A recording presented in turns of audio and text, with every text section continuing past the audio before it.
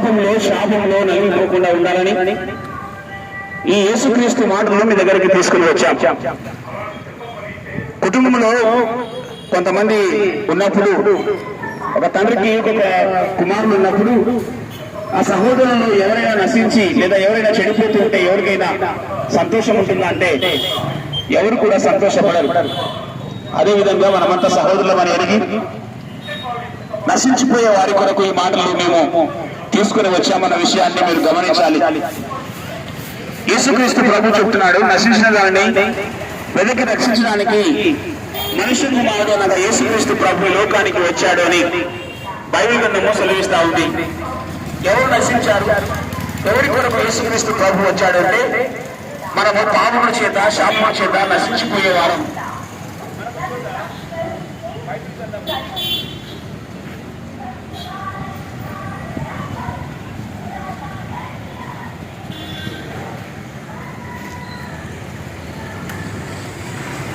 Hello, మనమంతా కూడా పాపముల చేత శాపముల చేత నశించిపోతున్న వారం.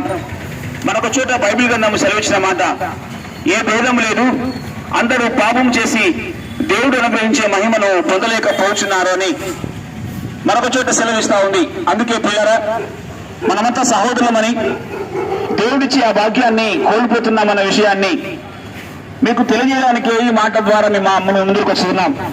భారతదేశం నా మాతృభూమి, భారతీయులందరూ నా సహోదరులు. అవును, మనమంతా సహోదరులమని ఎవరు నశించిన నరకానికి వెళ్లకుండా మీ మేలు కోరి మాటలు తీసుకుని వచ్చాం.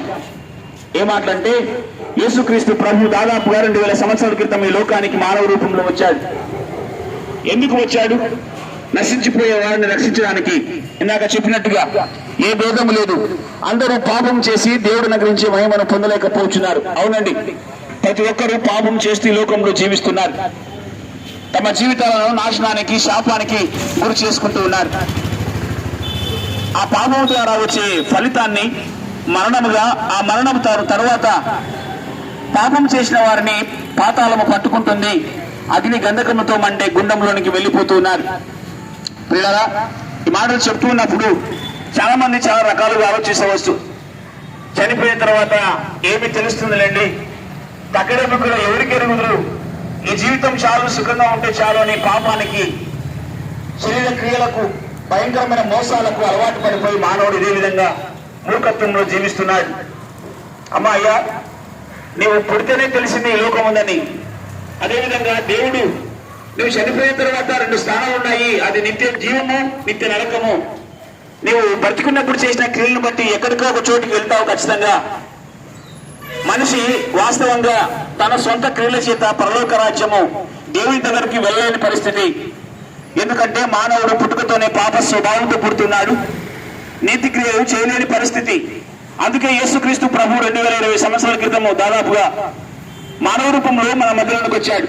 మనిషి చేసిన పాపం కొరకు, మనిషికి వచ్చిన శిక్షను తీసివేయడానికి, మనిషి వెళుతున్న పాతాళానికి ఆయన అడ్డుపడి మనిషి ఆత్మ పాతాళానికి వెళ్లకుండా ఆయన కాపాడిన దేవుడు.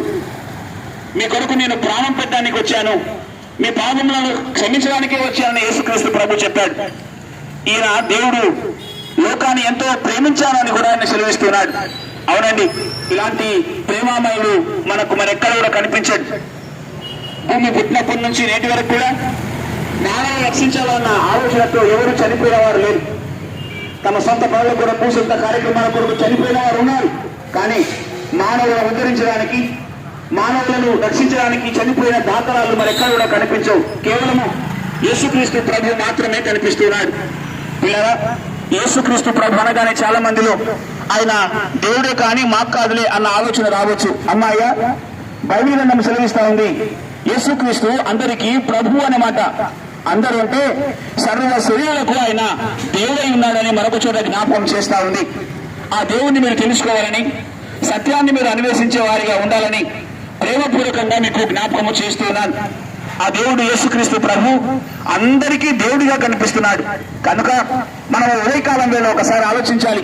ఆకాశం ఒకటే ఉంది మనకి, సూర్యుడు ఒక్కడే, చంద్రుడు ఒక్కడే, భూమి ఒక్కటే. వాటన్నింటినీ కలగజేసిన దేవుడు కూడా ఒకడే దేవుడు. ఆ దేవుడు బైబిల్ గ్రంథంలో సెలవిస్తున్నాడు, ఆది యందు దేవుడు భూమి ఆకాశములను కలగజేసిన మాట. పిల్లరా, ఇవన్నీ మీకు ఆదరణతో ఎందుకు చెప్తున్నామంటే మీరంతా కూడా సత్యాన్ని తెలుసుకోవాలని, నశించి నరకానికి వెళ్లకుండా దేవుని రాజ్యములో మనమంతా కూడా ఉండాలని, మనము దేవుడితో ఆయన సింహాసనం మీద కూర్చోవాలన్న యోగ్యత దేవుడు మనకి ఇస్తూ ఉన్నాడు. కానీ మనిషి తంత్రములు కల్పించుకొని రకరకాల వేషధారణతో రకరకాల మోసాలతో పాపం చేస్తూ నరకానికి అగ్నిగుండానికి వెళ్ళిపోతూ ఉన్నాడు. వాటన్నింటి నుండి విడుదల కలగాలని పాప స్వభావము తొలగించుకుంటే తప్ప వీటి నుంచి విడుదల కలగలేదు. పిల్లలు ఆలోచించండి, ఎవరు కూడా తమ సొంత క్రియల చేత నీతిమంతులుగా కాలేరు. రక్తము చిందింపకుండా పాప క్షమాపణ కలగదని బైబిల్ గ్రంథము సెలవిస్తా ఉంది. మన భారతదేశంలో గ్రంథాలు సైతము సెలవిస్తున్నాయి, రక్త ప్రోక్షణం పాప వినాశనమని. పిల్లరా, ఆ రక్తము యేసుక్రీస్తు ప్రభు రక్తం. ఆ రక్తము పవిత్రమైన రక్తం. ఎవరు పవిత్రులు అంటే యేసుక్రీస్తు ప్రభు చెప్తున్నాడు, నాలో పాపం లేదని మీలో ఎవరైనా స్థాపించగలరా అని ఆయన ప్రపంచానికి సవాల్ వేస్తున్నాడు. ఈ మాట మరి ఎవరు కూడా పలకలేని మాట. ఎందరో మహానుభావులు భూలోకంలోనికి పుట్టారు గిట్టారు, కానీ వారి జీవితంలో నేను పాపం చేయకుండా ఎవరైనా నాలో పాపం చూపెట్టండి అని చెప్పిన దాఖలాలు బలెక్కలు కూడా కనిపించవు. కానీ యేసుక్రీస్తు ప్రభు చెప్తున్నాడు, నాలో పాపం ఉన్నదని మీలో ఎవరైనా నిరూపించగలరా అని సవాల్ వేస్తున్నాడు. ఆయన నీతిమంతుడు, ఆయన పరిశుద్ధమైన దేవుడు.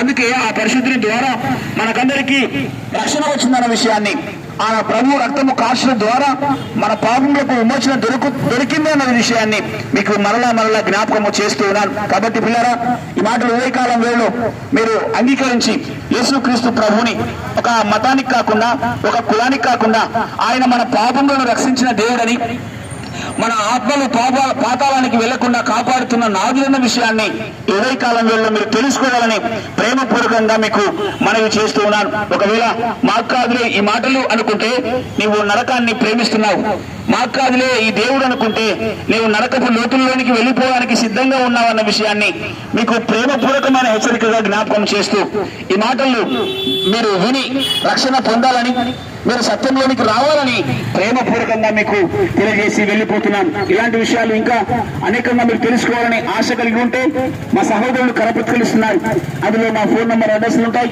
వాటిని సంప్రదించినప్పుడు ఇంకా అనేకమైన విషయాలు, భారతదేశంలో ఎంతో మంది అగ్రగణులు, చాలా అగ్ర వర్గాలకు సంబంధించిన వారు కూడా యేసుక్రీస్తుని స్వీకరించిన దాఖలాలు మా దగ్గర ఆధారాలతో సహా ఉన్నాయి. కాబట్టి వీటన్నింటినీ మీరు తెలుసుకోవడానికి, సత్యంలోనికి రావడానికి అవకాశం ఉంటుందన్న విషయాన్ని మీకు తెలియజేస్తూ ఇంతటితో ఈ మాటలు ముగించి వెళ్ళిపోతున్నాం. దేవుడి మాటలు